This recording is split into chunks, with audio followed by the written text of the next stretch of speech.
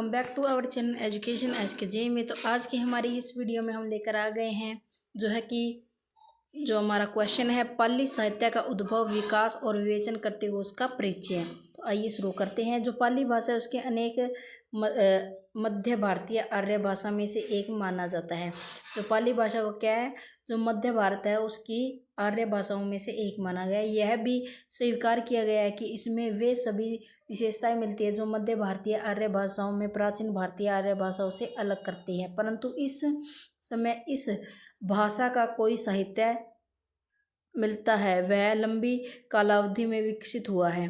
बुद्ध के जीवन काल के कुछ ही समय उपरांत से लेकर वर्तमान काल तक की लंबी अवधि में इस भाषा में रची गई रचनाओं के जो नमूने मिलते हैं उनके सूक्ष्म परीक्षण के आधार पर प्रसिद्ध विद्वान गायगर महोदय ने कहा है कि पाली भाषा समान रूप से भाषा नहीं है, यानी कि समान रूप भाषा नहीं। उन्होंने शब्द रूपों, क्रिया रूपों तथा अभिव्यक्तियों के प्रकार आदि की विभिन्नता के आधार पर पाली भाषा के विकास के 4 चरण निहित किए हैं। यद्यपि इन चारों चरणों की मूलतः मध्य आर्य भाषा की सामान्य प्रकृति को परिलक्षित करती है, परंतु प्रत्येक चरण में मध्य आर्य भाषा का अनुपात एक जैसा नहीं है।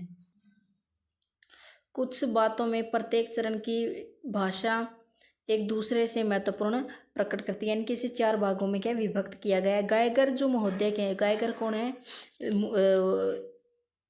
जो विद्वान रहे हैं। तो आइए शुरू करते हैं।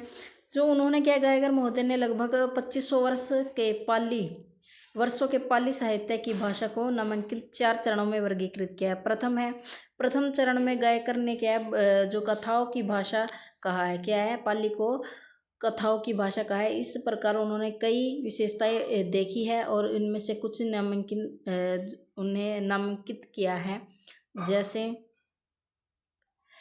जो पुरानी कथाओं में भाषा की प्राचीन आर्य भाषा के अनेक पुराने शब्द रूप मिले हैं जिनका केवल ध्वनि परिवर्तन मात्र किया गया है, अन्यथा ये सारे जो पूरी तरह से प्राचीन भारतीय आर्य भाषा के ही है। उदाहरण के लिए सूत निपात की प्राचीन कथाओं में कहीं कहीं अग्नि शब्द को ही परिवर्तित ध्वनि के आधार पर गिनी अथवा अगिनी के रूप में प्रयोगित किया गया, परंतु दूसरी ओर बहुत से ऐसे नए शब्द रूप भी हैं जो पूरी तरह से मध्य आर्य भाषा के शब्द भंडार के हैं। कभी कभी एक ही गाथा के अंदर प्राचीन शब्द रूपों के साथ ये नए शब्द भी मिले जाते हैं। और सूत निपात की कथाओं में पच्य, धम आदि जो शब्द है विभक्त है, बहुमूल्य, बहुवचन ऐसे वैदिक रूपों की भांति पच्य, सत्य, धमास्ते इस तरह के शब्द बनकर और धमा पच्य और धम्मा रूप मिलते हैं। इस प्रकार से वैदिक संस्कृत के चरामस से, तो यानी कि वैदिक संस्कृत के जो शब्द थे वो क्या है, पाली संस्कृत में थोड़े से परिवर्तित करके इसमें बताए गए हैं।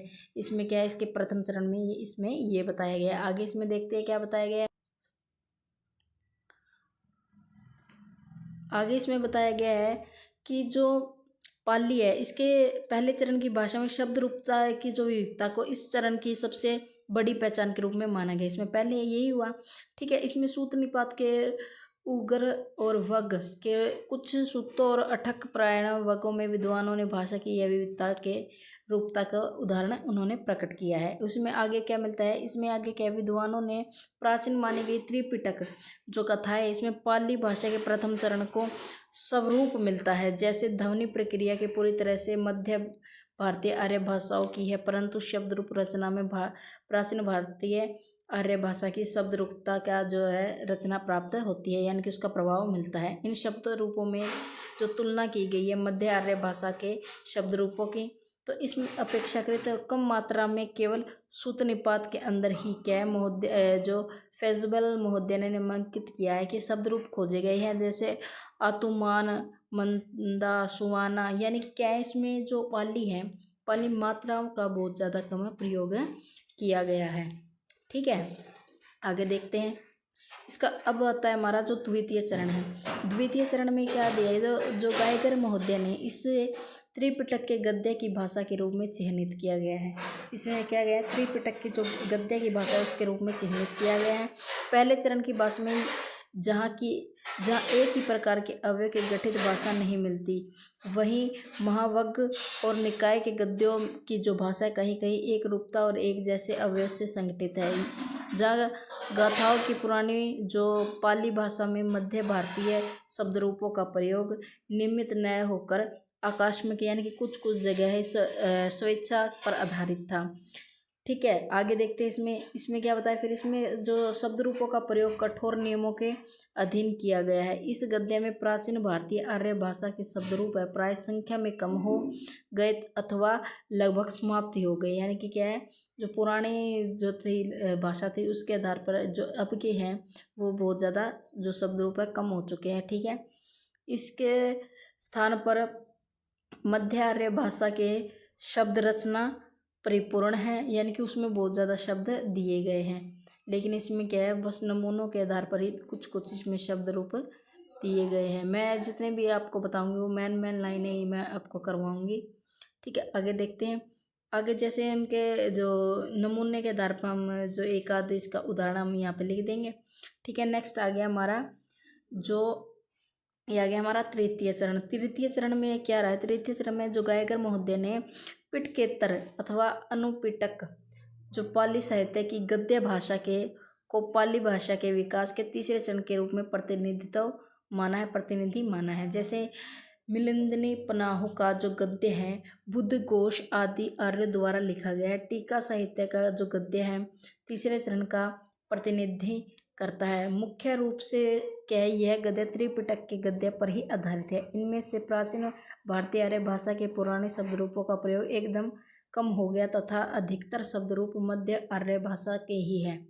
इस प्रकार दूसरे चरण व तीसरे चरण की जो पाली भाषा के बीच उतना अधिक अंतर नहीं मिलता जितना पहले चरण की गद्यों वाली भाषा और दूसरे चरण के त्रिपिटक के गद्य के बीच में मिलता है। ठीक है, तो इस प्रकार से एकमात्र अंतर है कि त्रिपिटक का गद्य स्वाभाविक सहज और पंडितापूर्ण शैली से रहित है, वही तीसरे चरण का गद्य धीरे धीरे अलंकृत शैलियों को अपनाने लगा है और कहीं कहीं अलंकारों का जो है खटकने वाला प्रयोग भी है। बुद्ध घोष आदि आचार्य की व्याख्याओं ने क्या है, पंडित्य प्रदर्शन की प्रवृत्ति होने के कारण दूसरे चरण के गद्य की तरह सुंदर और रोचक नहीं रहा। यानी कि जो तीसरा था वो इतना सुंदर और रोचक नहीं रहा है। आगे है हमारा चौथा चरण। तो इसमें चतुर्थ चरण में क्या बताया कि जो उत्तरकालीन कृत्रिम जो काव्यों की भाषा को श्रीलंका में लिखे गए जो पाली काव्य एवं रचनाओं को में देखने को मिलता है कि चतुर्थक चरण की जो भाषा है वो राजा पराक्रम बाहु के शासनकाल में सिंहली भिक्षुओं ने जो संस्कृत साहित्य का गंभीर अध्ययन किया है, साथ ही उन्होंने अपने पूर्ववर्ती जो पाली साहित्य का ज्ञान भी अर्जित किया है। अलंकृत संस्कृत काव्यों की शैली अत्यधिक प्रभावित होकर भिक्षु शरीपुत्र शिष्य जो मंडली ने पाली भाषा में जो काव्य अन्य रचनाएं लिखी हैं उनकी पाली जो भाषा है अत्यंत अलंकृत और कृत्रिम है। इसमें मध्य आर्य भाषा की रचना की है और स्वाभाविकता देखने को मिलती है कि जो दूसरे चरण की त्रिपिटक गद्य में मिलती है और कुछ सीमा तक तीसरे